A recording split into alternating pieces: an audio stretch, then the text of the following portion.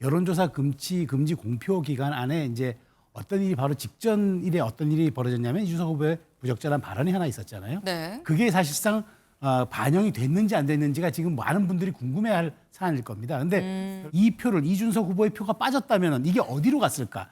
갔다면은 우리가 추론해 보건데 이게 이제 범보수 진영의 표기 때문에 아마 그래도 김문수 후보 쪽에 가지 않았을까라고 이제 좀 추산을 해본다 그러면은 이제 김문수 후보의 약진이 조금 더 탄력을 받았을 거라는 가설이 하나 가능하고 네. 또 하나의 가설은 이준석 후보 진영의 표가 사실상 이중적인 위치였다. 말하자면은 이른바 강성 민주당이 싫어서 또 약간 저수지 쪽으로 이렇게 보관하는 그런 표도 있었기 때문에 네. 그럼 이 표들은 그러면 말하자면 지지를 유보한 것인가 아니면 이재명 후보로 갔을 것인가 이런 점들이 이제 관심거리인데 공중파에서 전 국민에게 무차별로 그냥 볼 수 있는 후보 토론회에서 나온 얘기였잖아요. 더군다나 본인이 의도를 가지고 얘기했고 그 후에 또 사과하지 않고 끝까지 버티다가 나중에 고개를 숙였던 그 일련의 과정을 놓고 보면 서로임에 분명하죠. 이준석 후보는 본인이 이번에 득표를 얼마나 하느냐, 네. 뭐 예를 들어서 10%를 넘기느냐 마느냐 이게 중요한 게 아니라 젊은 정치인으로서 그동안에 보여줬던 기대가 허물어지는 거, 앞으로 정치인으로서 계속 활동을 할 수 있는 여지를 그대로 확보를 했느냐 못했느냐 이렇느냐 이런 점에서 이준석 후보의 설화는 다른 두 후보의 설화와 비중이 좀 다를 것 같아요. 그러나 민주당은 우리가 안정적으로 승리할 겁니다. 라고 얘기하고 있고요. 국민의힘은 역전이 시작됐습니다. 라고 얘기를 하고 있고 개혁신당은 우리는 10%대 두 자릿수 갈 것 같아요. 라고 얘기를 하고 있다라는 거죠. 최수영 위원님. 저희가 아까 이 공표 금지 직전 여론조사까지 좀 봤습니다만 이건 사실 옛날 일주일 전 수치인 거거든요. 저희가 아무도 모르는 이 안개 속 일주일 동안 어떤 변화가 일어났겠느냐 어떻게 보십니까?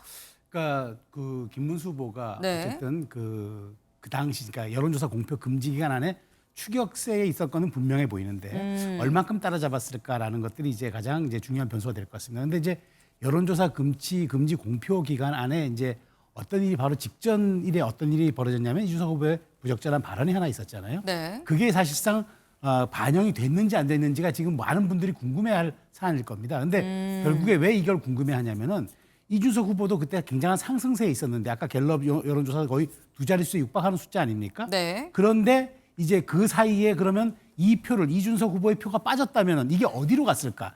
갔다면은 우리가 추론해 보건데 이게 이제 범보수 진영의 표기 때문에 아마 그래도 김문수 후보 쪽에 가지 않았을까라고 이제 좀 추산을 해본다 그러면은 이제 김문수 후보의 약진이 조금 더 탄력을 받았을 거라는 가설이 하나 가능하고 네. 또 하나의 가설은 이준석 후보 진영의 표가 사실상 이중적인 위치였다. 말하자면은 이른바 강성 민주당이 싫어서 또 약간 저수지 쪽으로 이렇게 보관하는 그런 표도 있었기 때문에 네. 그럼 이 표들은 그러면 말하자면 지지를 유보한 것인가 아니면 이재명 후보로 갔을 것인가 이런 점들이 이제 관심거리인데 어찌됐건 상식적인 어떤 가설의 개념으로 놓고 본다면 이준석 후보를 지지했던 표가 많이 출렁거렸다고 한다면 김문수 후보 쪽으로 조금 갔다라고 하는 것이 보편적인 어떤 우리가 생각에 가깝다고 보기 때문에 그렇다면은 김문수 후보의 추격세가 이제 흔히 이야기하는 대로 이제 국민의힘이 측이 주장하는 대로 골든 크로스에 육박했다까지는 저는 모르겠지만 네. 어쨌든 그래도 완만하지만 그래도 영향이 끼쳤을 것이다라는 생각은 가능해 보입니다. 지금 말씀은 어쨌거나 출렁이는 이준석 후보의 표가 이 두 후보로 나뉘긴 나뉘었을 것 같은데 이재명 후보와 김문수 후보 두 사람 중에 그래도 상대적으로 김문수 후보한테 좀 더 유리한 유리한 이 국면이 되지 않았겠느냐라는 지금 그런 말씀이에요. 이 윤경호 위원님은 어떻게 보십니까? 글쎄요, 뭐 희망사 아니면 좀 더 유리한 상황의 해석은 가능하겠죠. 그러나 이준석 후보에게 기대를 걸었던 표들이 분산이 저는 되지 않았을까. 네. 그러니까 떨어졌다면 그 떨어진 표가 어디에 갔느냐. 결국 이재명 후보 쪽으로 간 표들도 있고 김문수 후보로 가는 표. 어느 쪽이 더 많다 이거에 대해서 저는 단언하기는 힘들고요. 중요한 건 이준석이라는 정치인이 그 마지막에 했던 막말 이제 그거에 대한 타격 이것 네. 때문에 과연 10%를 상회할 수 있을까 없을까. 이게 오히려 더 관심은 관심이 아닐까 싶어요. 중요한 건 여론조사는요. 공표 금지 기간 전까지 길게 잡아서 한 4개월 또는 짧게 잡으면 2개월 동안에 추세 내지는 평균을 놓고 보면 거기에서 아마 크게 벗어나지는 않았을 것이다. 그러니까 대략 뭐 이재명 후보는 뭐 48% 전후, 그다음에 김문수 후보는 38, 9% 전후, 네. 그리고 이준석 후보는 9에서 10% 전후였잖아요. 그 큰 범주에서 저는 변화가 별로 없었지 않았을까 그런 생각이 들어요. 결론적으로 저는 오늘 투표 결과가 까지면 네. 샤이 보수라고 얘기하잖아요.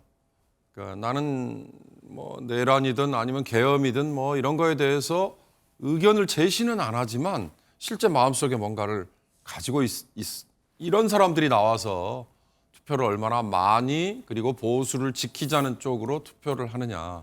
이게 오늘 투표의 아마 핵심이 되지 않을까 싶은 생각이 듭니다.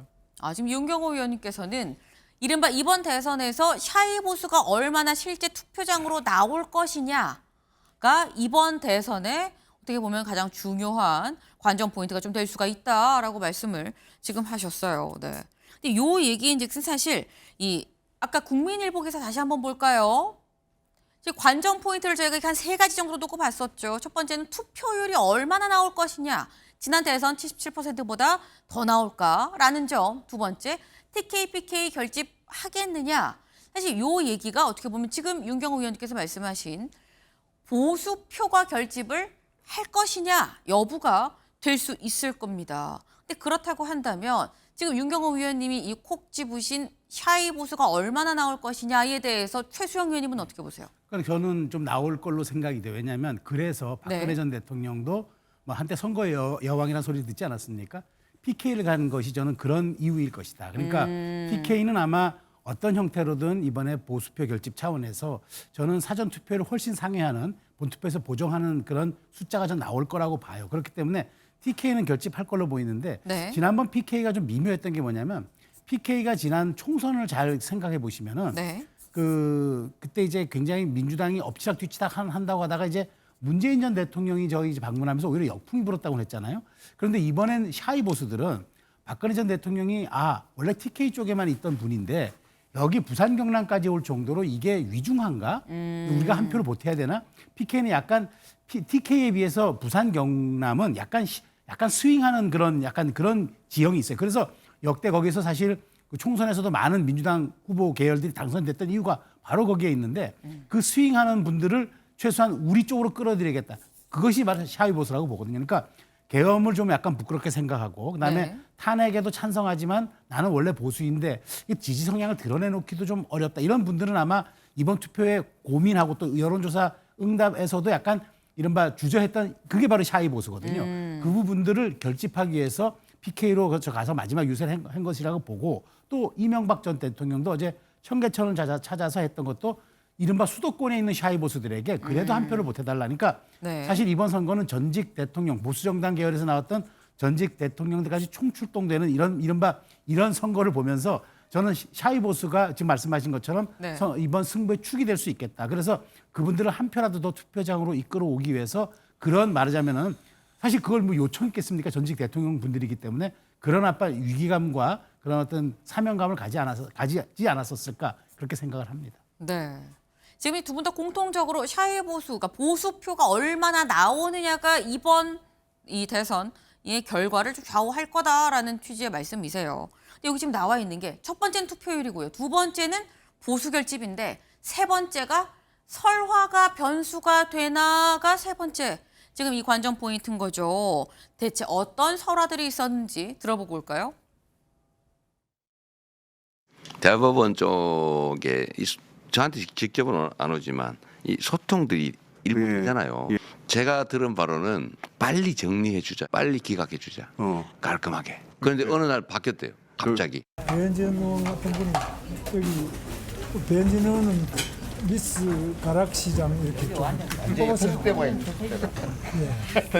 그 홍보 대사로 우리 가락시장 홍보 대사님 임명장 하나. 어떤 사람이 여성에 대해 가지고 얘기할 때 이런 얘기를 했다 그러면 이거는 여성 혐오에 해당합니까? 아닙니까? 네, 지금 새 후보의 설화 제가 지금 직접 들어보고 왔습니다. 근데 이게 지금 논란이 되는데 사실 공통적으로 두 분이서 말씀하신 거는 사실 앞서 뭐 이재명 후보, 김문수 후보도 다 설화가 있었는데 이준석 후보의 설화로 인해서 이준석 후보 지지하는 표가 이재명, 김문수 후보한테 가지 않았겠느냐고 두 분이 공통적으로 말씀을 하셨거든요. 윤경호 위원님.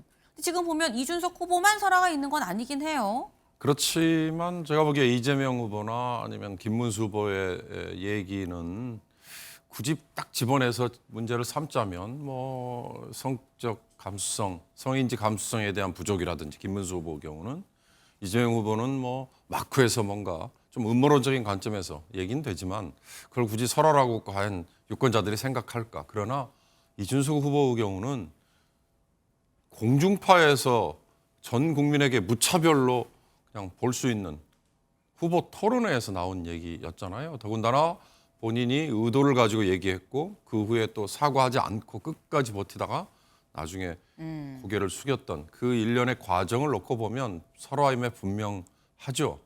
이준석 후보는 본인이 이번에 득표를 얼마나 하느냐, 네. 뭐 예를 들어서 10%를 넘기느냐 마느냐 이게 중요한 게 아니라 젊은 정치인으로서 그동안에 보여줬던 기대가 허물어지는 거, 앞으로 정치인으로서 계속 활동을 할 수 있는 여지를 그대로 확보를 했느냐 못했느냐, 이뤘느냐 이런 점에서 이준석 후보의 설화는 다른 두 후보의 설화와 비중이 좀 다를 것 같아요. 그러나 이준석 후보가 지금 객관적인 수치에서 세 번째 지지를 얻는 후보니까 네. 그런 점에서 파괴력이 좀 덜할 뿐이다. 어떻게 보면 이번 선거에서는 이 후보들의 설화라는 게 선거판을 막 흔들어버리는 이런 게 좀 줄어들었다. 전 그렇게 보는데요. 네. 그 이유는 결국 SNS라든지 아니면 뭐 기타 여러 후보들의 일거수일투족이 이미 다 노출이 돼 있으니까 어떻게 보면 약간 물타기가 항상 되는 그 물타기가 되다 보니 한꺼번에 오는 펀치의 강도가 좀 낮은 거다. 마찬가지로 이준석 후보는 그런 점에서 네. 국민 모두가 보는데 전혀 예상하지 않았던 실언이 그다음에 나중에 보니까 실언이 아니었잖아요. 그런 점에서 이준석의 설화가 제일 저는 큰 아픔이 아닐까 싶습니다. 네. 지금 말씀 중에 이런 말씀하셨죠. 아무래도 이번 뭐 SNS나 이게 모두 일거수일투족이 다 노출이 되는 요즘 세상이다 보니까 오히려 다른 선거 때보다 설화로 막 판이 흔들리는 이런 경우는 요번은 없었던 것 같다라고도 말씀을 하셨는데 최수영 의원님 동의하십니까? 그러니까 그 일부를 제가 동의합니다. 왜냐하면 네. 사실 자기가 지지하겠다고 마음을 먹은 후보들이 있잖아요. 그 진영 논리에 따라서 그런 경우에는 설화 리스크라는 게 전혀 변수가 안 됩니다. 그러니까 저희가 이런 얘기를 해요. TV 토론이라든가 후보의 어떤 그런 말실수 이런 것들이 투표에 영향을 줬느냐를 사후 분석을 해보니까 네. 진영에 있는 사람들은 오히려 그것이 더 지지를 하게 되는 논리로 만들었다는 거예요. 아하. 그런데 이제 중도층, 이른바 네. 정하지 않았던 사람들에게 이른바 유권자 이동성이라는 게 있거든요. 이런 분들에게는 영향이 있었다는 거죠. 그런데 지금 이재명 후보가 저 발언을 한 시점은 투표 이틀 전이고 네. 김문수 후보는 선거 초반이란 말이죠. 그렇죠. 이게 이제 이준석 후보는 선거 이제 중에서 후반으로 넘어가는 고비였고, 자 그렇다면 본다면 이제 이런 투표들은 이런 행위들은 사실상 이준석 후보를 제외하고는 이준석 후보와 이제 김문수 후보는 사전 투표에 다 반영이 됐다고 보고 이재명 후보는 사전 투표에 반영이 안 된 거죠. 그런 측면에서 놓고 본다면 분명 시점상 유불리는 있을 겁니다. 그런데 가장 중요한 거는 여기에서 그렇다면은 이제 이런 발언들이 영향을 끼쳐가지고 과연 투표행위에 얼마큼 영향을 줄 것이냐. 저는 매우 제한적이라고 봐요. 근데 이제 이게 이준석 후보 같은 경우는 파장도 큰 데다가 그것이 많은 국민들이 봤던 시점이기도 해서 이 부분은 영향이 크다고 보지만 저도 앞서서 윤 의원님 말씀대로 이재명 후보와 김문수 후보에 대한 것은 좀 제한적일 수밖에 없다. 예, 김문수 후보는 거듭 말씀드리지만 사실 저 부분은 일종의 말하자면은 본인이 아이스 브레이킹을 하려고 얘기했던 부분들이 이제 약간 확대 해석된 것들이고 이재명 후보는 본인이 편한 자기의 진영 유튜브에서 얘기하다 보니까 속내를 드러낸 것인데 저것을 이제 선거 때 이틀 전이다 보니까 과연 이것을 과연 유권자들이 얼만큼 자기의 표 기준으로 삼을 것인가는 약간 의문이 있어서 영향은 있으나 제한적일 것이다라는 전망은 드리겠습니다. 네.